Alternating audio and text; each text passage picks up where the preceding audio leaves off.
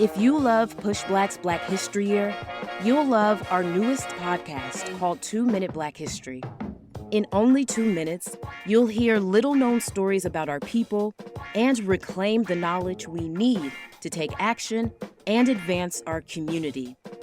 To move towards the future, you've got to look to the past. Learn the history you didn't get in school.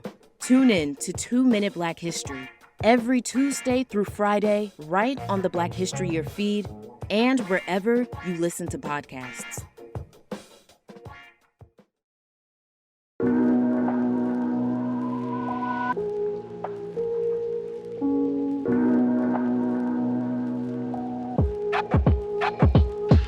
What's up, my people?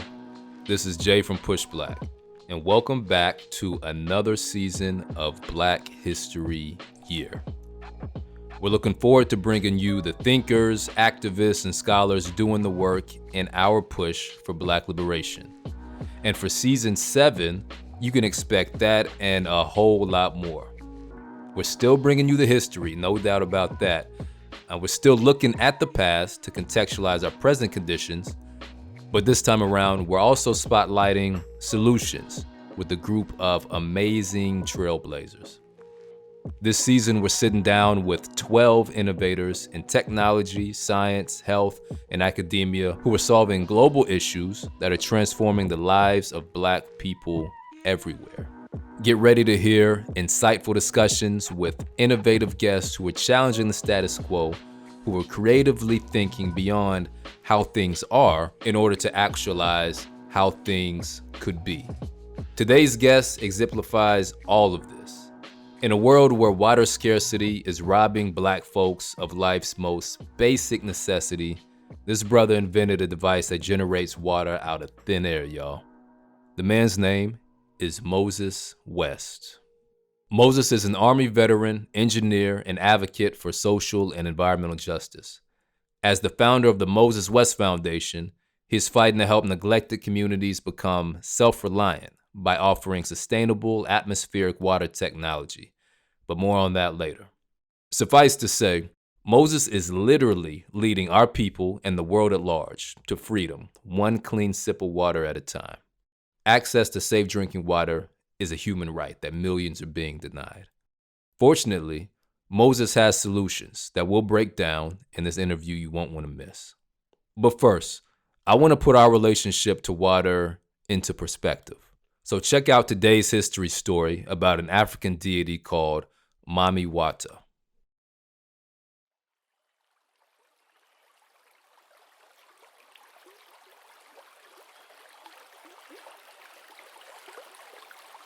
Anti-Blackness continues to police us in sneaky ways, but she's here to drown them out. One of the most powerful deities, many still call upon her to help them cleanse spiritually and wash negative energy out of their lives for good.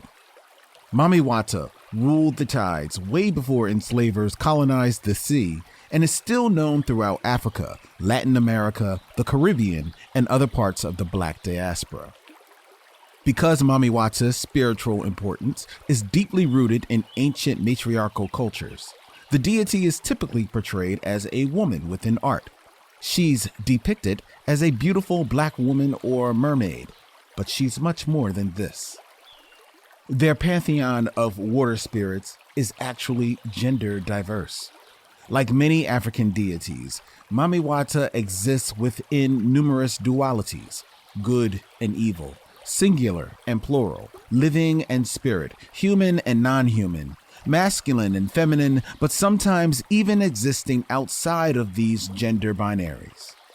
Mamiwata's duality is symbolic of water's multifaceted role within nature and our lives. Historically, water provided our people with food, drink, trade, cleansing, and communication with ancestors.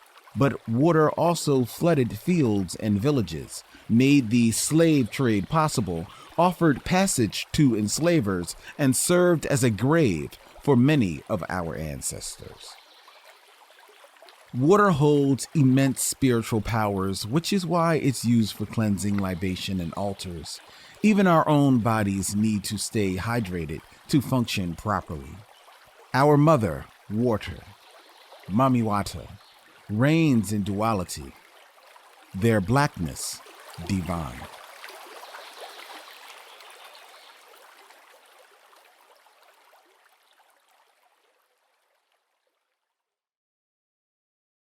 So once again, we have Moses West with us. Moses, welcome to Black History Year. Thanks for having me. It's our pleasure. Excited to speak with you about the work that you've been doing. So what I'd like to start with is probably the most important question, and that is, what does Black liberation look like to you?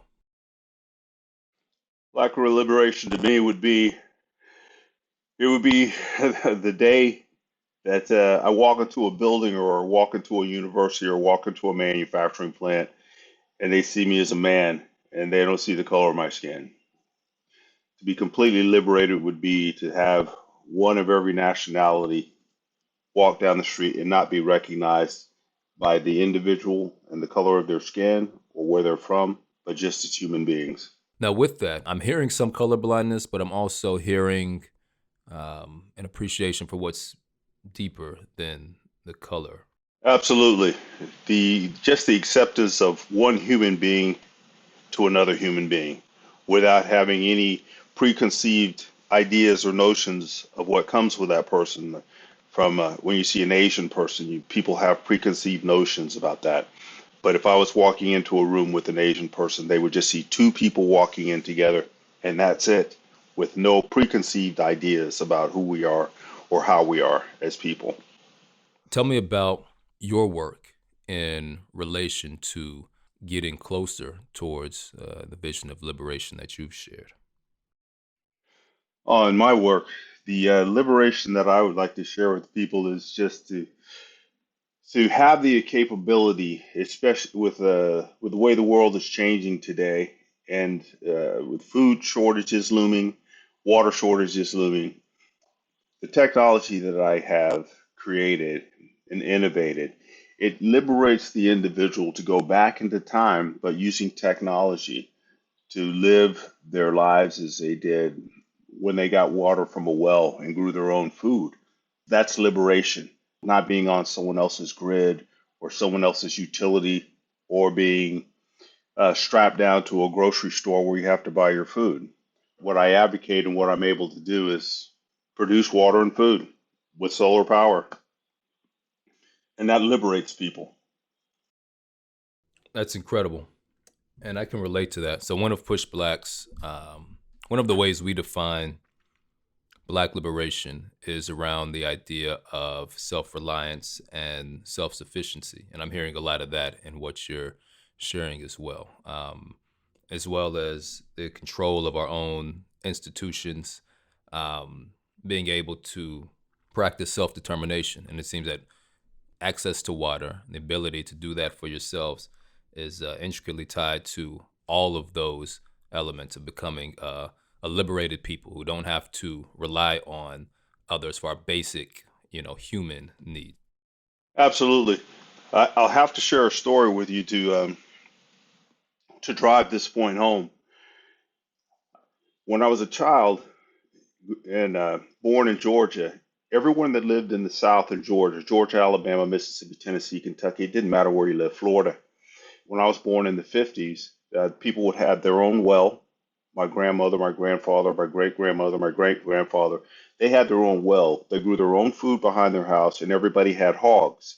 The hogs supplied the fat, the bacon, the meat, the oil to cook with.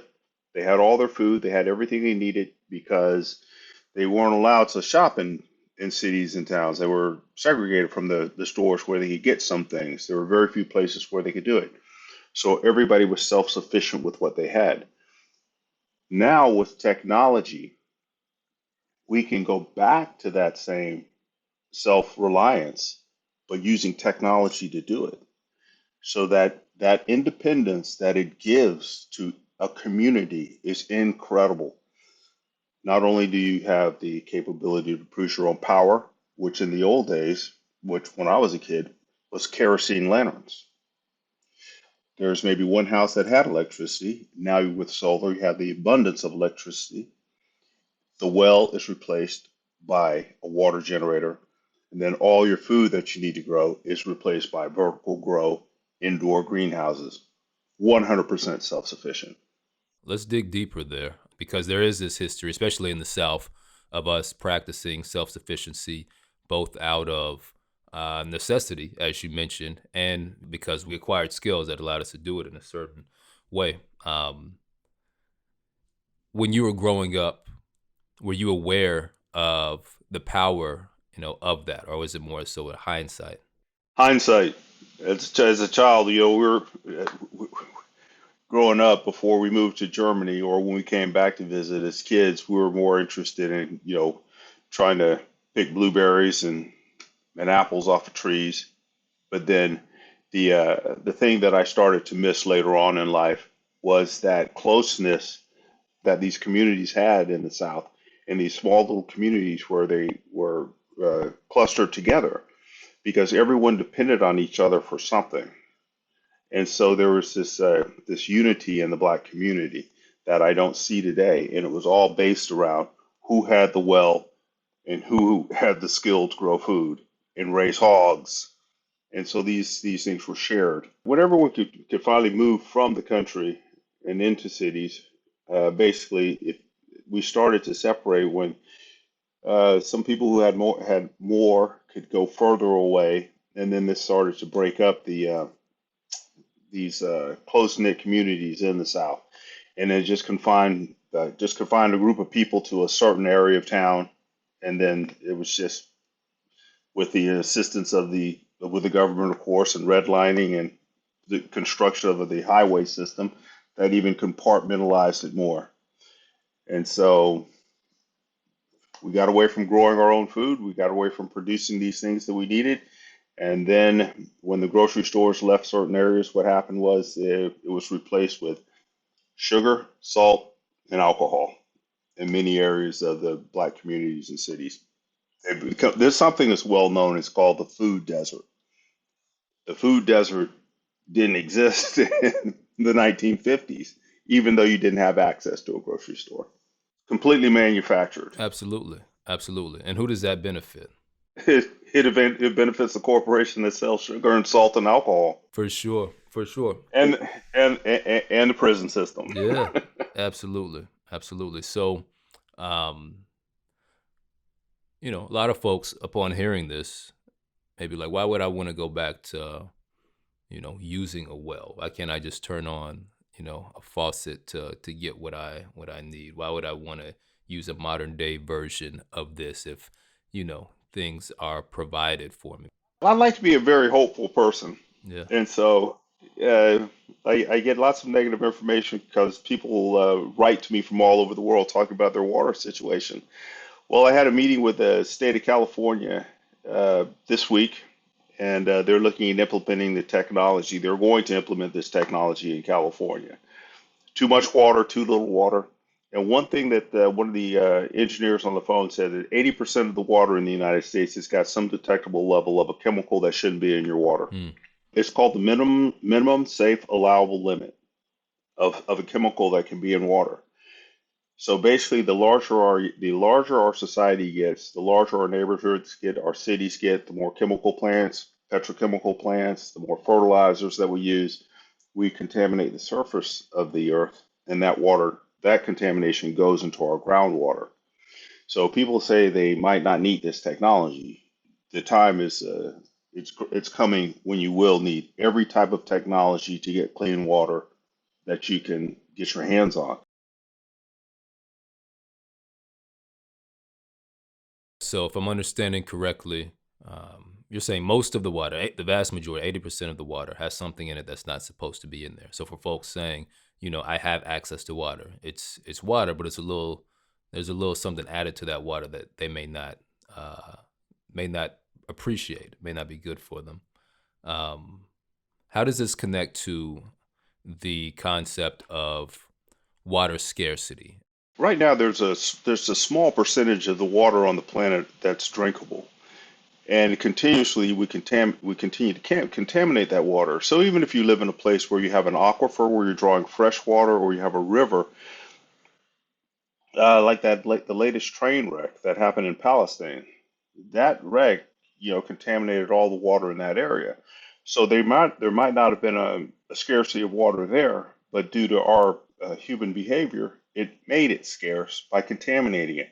So not only do we have to contend with climate change, we have to contend with contamination, and we have to contend with diverting water to use for other things such as agriculture to grow food. So water scarcity is just having too many people needing to utilize the water that we do have available, and then the water that we do have available, climate change is changing that amount of water, and human behavior is decreasing the amount of water that we have that is clean and pure for us to drink and utilize.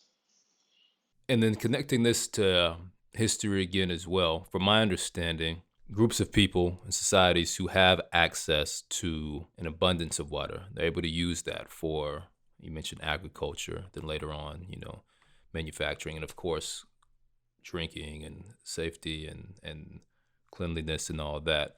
But, it seems that a key to developing as a civilization is access to water for a multitude of reasons.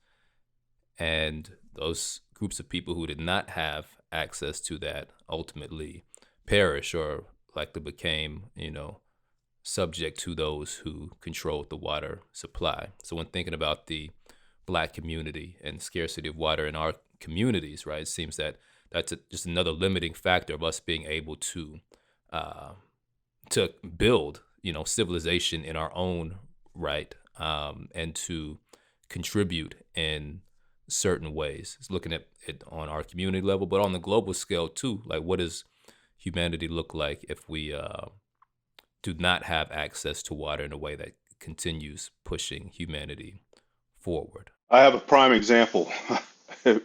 Prime example. Flint, Michigan. I went to Flint, Michigan, and I took one of the military systems one of the systems I built for the military that produces 5,000 liters of water a day. That's 1,250 gallons of water a day. And we took it to the Fourth Ward in Flint, Michigan, the corner of Saginaw and Marengo. Latoya Ruby Frazier did a beautiful TED talk on this. She talks about the technology in there and what it did for that neighborhood. So what I saw in that neighborhood was absolute destruction. I still have a few pictures of the kids that were there that were completely devastated by the amount of lead that was in the water. And when I arrived there, I never thought I would see something like that in the United States. I've got 3 years of combat time. I'm retired from the military. So time downrange, I've seen lots of things, but to see in an American city, to see the number of children that were so cognitively impaired by water, this is a city where there's a whole generation of people that are not going to grow up to be functioning adults. And now they're looking at places like Newark, in Baltimore, in New York, where the lead levels in the water in some places is above the minimum safe allowable limit. But here's a catch to that. When they say minimum safe allowable limit for lead in your water, so the water company says you have a little bit of lead in your water. There is no such thing as minimum safe allowable limit for lead. Zero lead is what you should have in your water. If you have lead in your water, children shouldn't be drinking it. You shouldn't be drinking it. I've never seen anything like Flint. I tell you, it broke me down. What was your experience like with your technology in the Flint communities? It was an amazing experience. Because many people come into a neighborhood like that, and the first thing they want to do is the people are very suspect to anybody who wants to give something away for free. No one in the neighborhood has seen a crane come in there for a long time. They haven't seen a 53-foot tractor trailer come through with a big container on the back. Crane picks it up, puts it out on the ground. You tell the people what you're doing. You're giving away free water. Everybody was very cautious in the very beginning. But after we got the machine out and we started operating and even repaired it after someone vandalized it, and we gave away free water, the neighborhood began to accept the machine. There were two gangs in the neighborhood. They stopped warring. They all decided our parents come here and get water. Uh, this, we don't have to pay for the water. And then I got the neighborhood to buy into it, where I said, okay, y'all have to come up and help me do this. You all need to take ownership of this. And so then everybody in the neighborhood around there started to watch out for the machine. And I knew I had made it the day that I was sitting out there in my chair, and some folks came by and said, "Hey, would you watch our kids while we go do something else?" I was like, "Sure." Now that's when I knew I had made it. But we saw people get healthy as well. I saw a one woman. Her name was Tina. She couldn't carry a gallon of water home when we first got there. She didn't have the energy to carry a gallon because her strength. She had lost all of her strength. She had to drink the lead tainted water with everything else in it. And after about a month, I saw her walk home carrying like 5 gallons of water. Wow. Wow. That's incredible. That's both incredible work and a testament to just the difference that clean water can make in someone's life, even in that short period of time.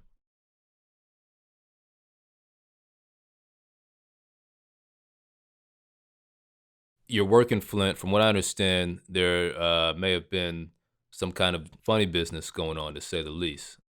Whenever someone sees you doing something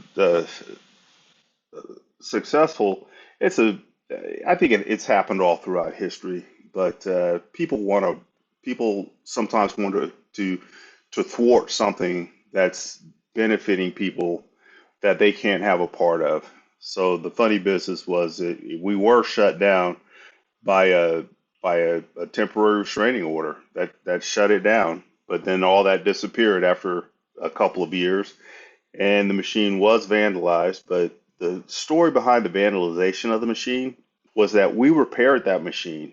We shipped a 500-pound compressor in there, and we did work in that field over a week, and we got that machine started up again. So you pushed back. They were trying to push you all out, but you pushed back.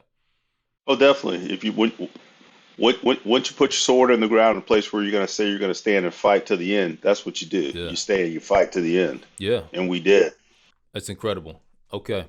So you were in the community, working with the community, became accepted by that community. I'm sure that was powerful both ways. I understand that you also did some work recently in Jackson. Can you tell me about that? Kimmy Kitchens called up one day, and he has an assisted care living facility. So I put together a machine that I had one stored away, and I said, yeah, I'll come down there. I'll show you how the technology works. Then we'll try to raise the funds to build a machine for you. It was amazing to take a machine that pulls water out of the air down to Jackson, Mississippi, produce water at an assisted care living facility, give people classes on how the technology works, but then we had to go back and build more machines solely with donations. If I had the money myself to build them 10 machines, I would build them 10 machines so they would have a supply of water in emergency. So the trip to Jackson was incredible in many ways. Yeah, Jackson was it was an incredible mission because I got to enlighten people on this technology, and hopefully the city council there will move forward. Your work in Jackson, your work in Flint, both of these cities with significant Black populations, and I'm sure they aren't alone in terms of the infrastructure needs and the resources that are either going in or not going into the cities. Curious as how you see your work as it relates to just like the day-to-day, making water available on the day-to-day to those communities and other communities like that across the nation, right? Because these were two specific issues where there was it was an emergency response type of thing. What does it also look like on an ongoing basis for communities to engage with this? Well, this has been a stellar year for my company, my foundation, and for myself, I could hear crickets in January. It was like I was sitting in the middle of the swamp by myself. But January, February rolled around, in March. We got together at the Beloved Community Awards in Atlanta, and Dr. Bernice King asked me. She goes, Moses. She goes, I've been thinking about these food deserts, and she mentioned the food deserts in her speech.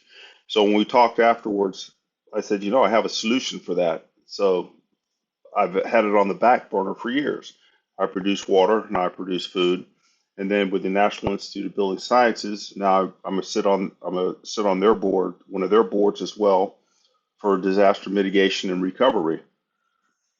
So what the plan is right now, I just visited a manufacturer because I need a online manufacturer to keep up with demand. So what I'm working on now is something that we'll be able to put down in any city to work on solar power, produce water, and grow food, all in an enclosed environment that you don't need to touch. So we could put this in Newark. It'll work in cold weather. It'll work in hot weather.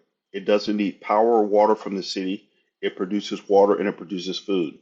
We can put this thing in the middle of the desert in Arizona. We could put it in the middle of the desert in New Mexico. We could put it in any size, any shape, complete enclosed.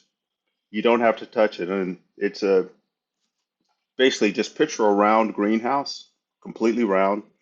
The center of it is a water generator. The outside of it is solar panels. And we did this in Puerto Rico. We produced water for 15,000 people on solar. So the elimination of the food desert. That's what I'm focused on right now. That's the end all to be all. That's incredible.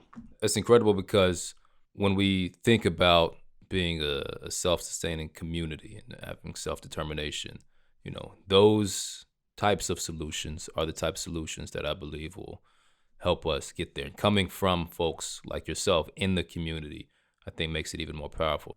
Personally, how did you get involved in this work from the beginning? Oh, personally, it was I lived in Australia for a long time. I lived in Australia for 11 years, and I would fly between Australia and Hawaii because I was flying on military transports. Even as a retired person, I could do that. And I saw in Australia we had these droughts, so I looked at cistern systems. But when I was living in Hawaii, there was a gentleman that lived next door to me, and he had this small system in his house. And I was going to come back to the United States and maybe start a company putting cistern systems in homes. But it had to rain to fill the cistern system. And then when I saw a small machine, I decided that, if someone can make a machine that small, I can make one a lot bigger. And so being a test pilot in the military and having a mechanical background, what I did was I didn't know the first thing about atmospheric water generators. So I started studying the systems. I found something that was close, and then I started to design my own systems. And I've been designing my own systems ever since. You saw this, you witnessed this, but did you have a strong background in engineering or STEM? Oh yes, Okay. I'm a test pilot in two aircraft, Okay. military Got it. aircraft. So highly technical background. This was not completely new to you. Okay. No, you can give me a helicopter all taken apart, and I can put it together and go fly it. Now, this isn't necessarily a brand new invention, but it's there's an was there a twist that you put on or an innovative way that you're approaching this? When I first started building the machines, like the first mission that I did was Puerto Rico. The second, I went to Vieques, Puerto Rico, and there we supplied 15,000 people with drinking water, and we did it with solar power. And FEMA never had to send water to the island of Vieques while we were there after Hurricane Maria. Then the next thing that I did, the next mission I went on was to Flint, Michigan. And so when I was moving these big machines around, I had problems with them all the time. The coolant would leak through the evaporators, the part where you made water. So I was spending thousands of dollars on maintenance, and I had to figure out a way to do that. So while I was working in Puerto Rico, with that system that I took there, that's when I had time when everyone learned how to work the machine. So I would sit under the machine. And this is where the headphones actually came from, because I started wearing these things because of the noise of the generator. But then when the generator was gone, I was on solar power. It was completely quiet. And sitting out there, that's when I innovated the technology to the next level where it needed to be, so it could be transportable. The water would always be safe to drink. And then I commercialized that technology by getting contracts with the military and selling those systems to them. So all the systems that are in the military right now, they can drop them, they can bang them around, and they'll never be toxic to the person when they drink water. So that solar piece, from what I understand, is a big piece because if I understand correctly, one of the biggest sort of barriers to the access to this technology is the energy requirements, or it could be the energy requirements. Is that correct?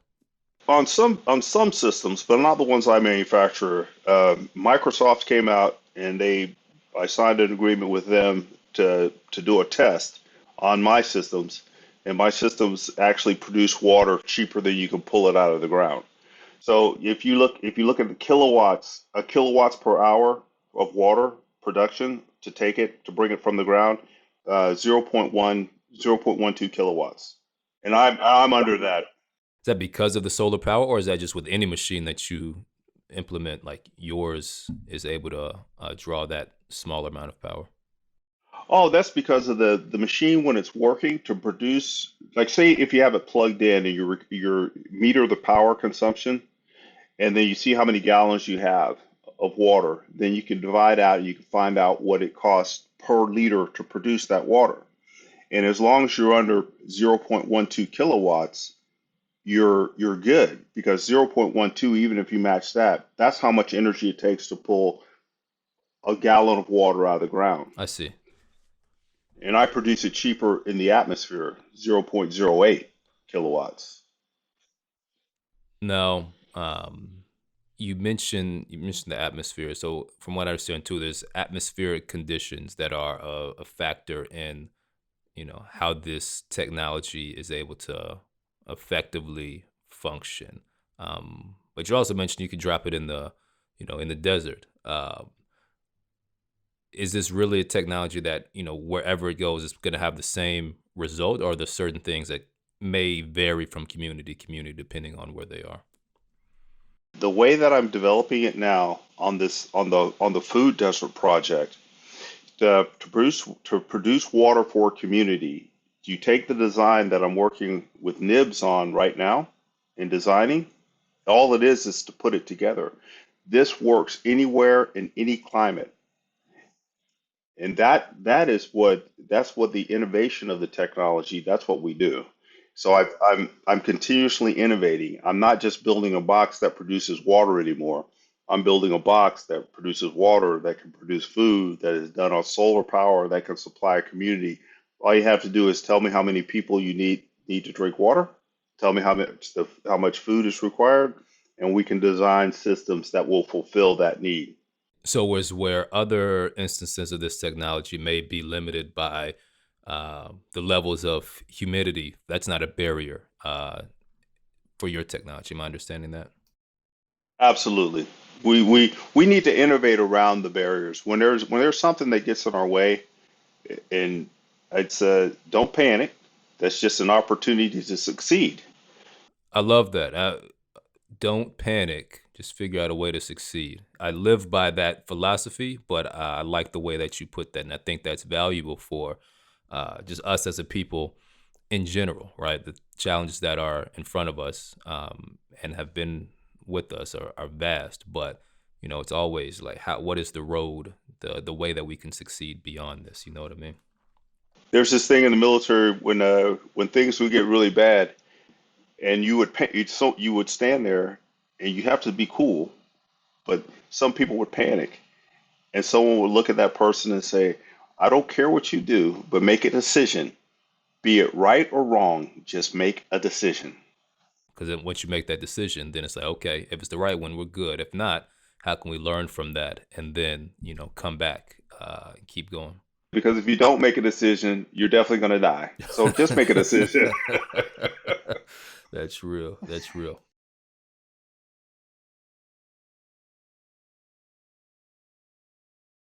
In terms of how folks engage with this technology, is this something that, at a certain point, someone may be able to just pick one up off Amazon and plug it right in?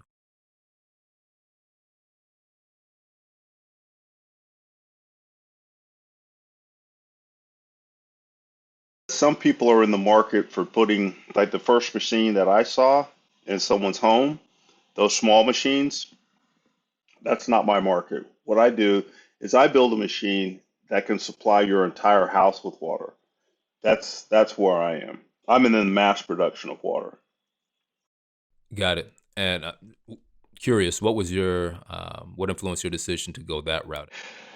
Because if you have enough water at your house for yourself and your neighbor runs out of water, what are you going to do? If I'm only making 10 gallons of water for my house, I don't have enough for my neighbor.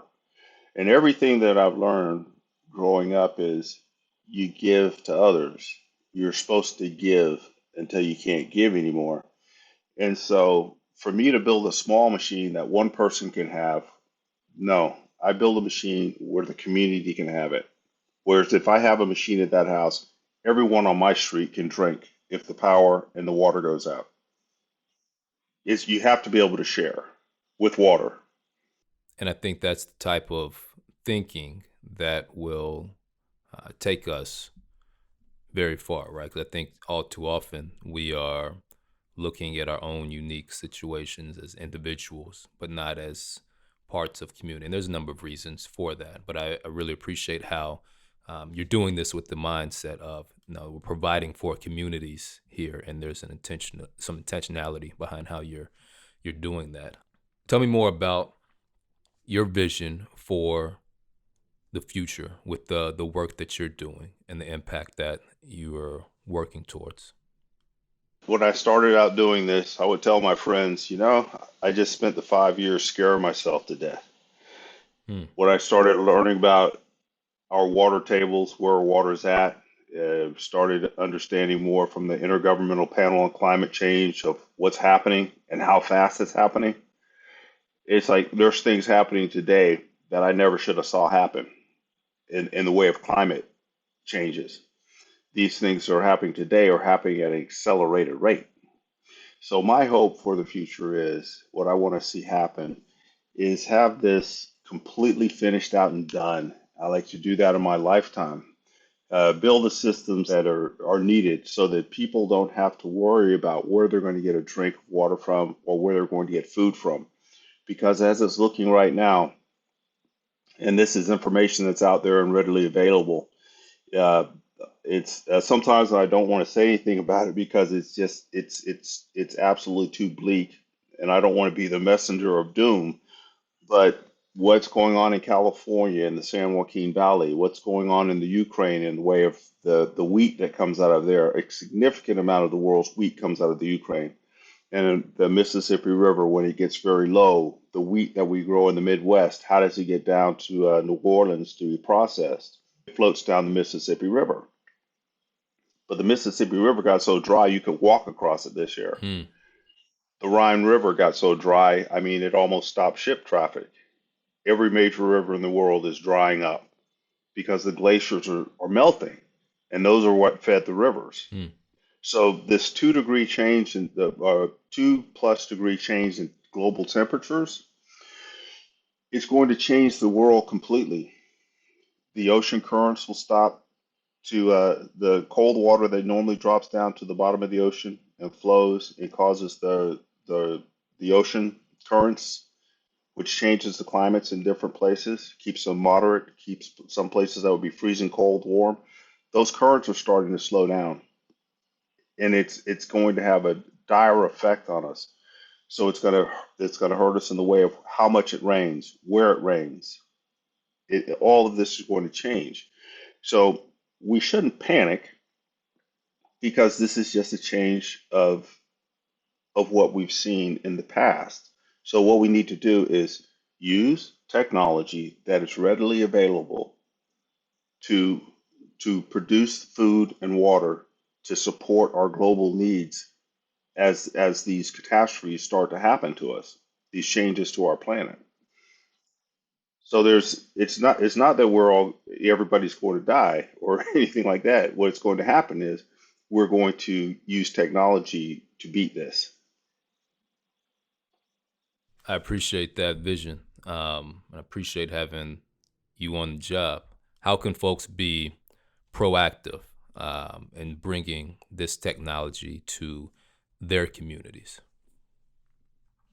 Every mission that I do, or every machine that I build, and everyone who has access to that machine takes the knowledge out to other people. So I have this foundation called the Moses West Foundation, and donations to that foundation will help to build these systems that I need. So even if I build one system, that gives everybody access to see how that system works, to understand that system and learn from it. And from there, it'll start to branch out. But I think this year, I see the federal government coming on board more to help push this out, because there are not many viable solutions out there right now for many communities. You can't purify the water that's so dirty, and then the water they did have is gone. So, if I'm understanding correctly, it seems like the first step is to get some kind of government solution or involvement with placing these in communities. That's something that possibly would happen, because right now I do manufacture these machines for the United States military. Okay. So the military has plenty of machines. It's just, but I want the civilians to have the same machines. I don't know if I'm convinced that the government has an interest in really providing water to Black folks like that. Can you convince me otherwise? Yeah, it's called these. We have so many renewable energy grants out there that are available that we need to hunt out, seek out, and find. And we do it with volunteers. We do it with people within the company, and we do it with the National Institute of Building Sciences. They're out there, and we have a couple of years. We don't know what's going to happen in the next election cycle.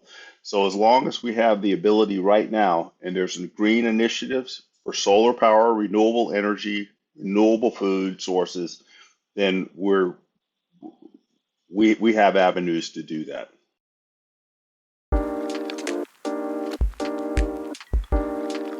Moses West, thank you so much, and yeah, I'll see you next time. All right, thank you. Next time I need someone to fix up my chopper, I will holler at you. Please do. Yeah. Okay. I do okay? Oh, killed it. Yeah.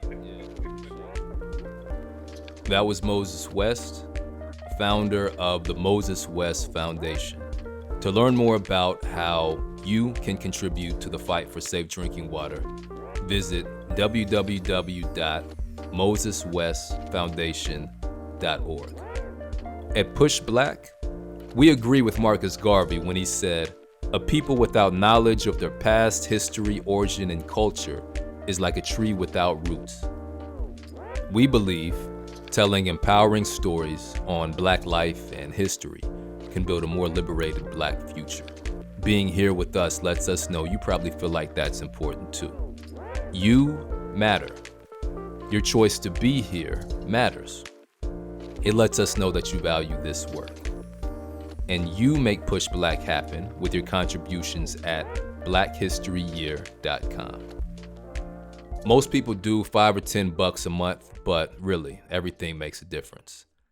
Thank you for supporting the work. Black History Year is a production of PushBlack, the nation's largest nonprofit Black media company. Our team includes Tareq Alani, Brooke Brown, Tasha Taylor, Somalia Ramin, Amber Davis, and Darren Wallace. Producing this episode, we have Cydney Smith and Len Webb for PushBlack, and Ronald Young Jr., who also edits the show. Black History Year's executive producers are Lilly Workneh and me, Julian Walker. Peace.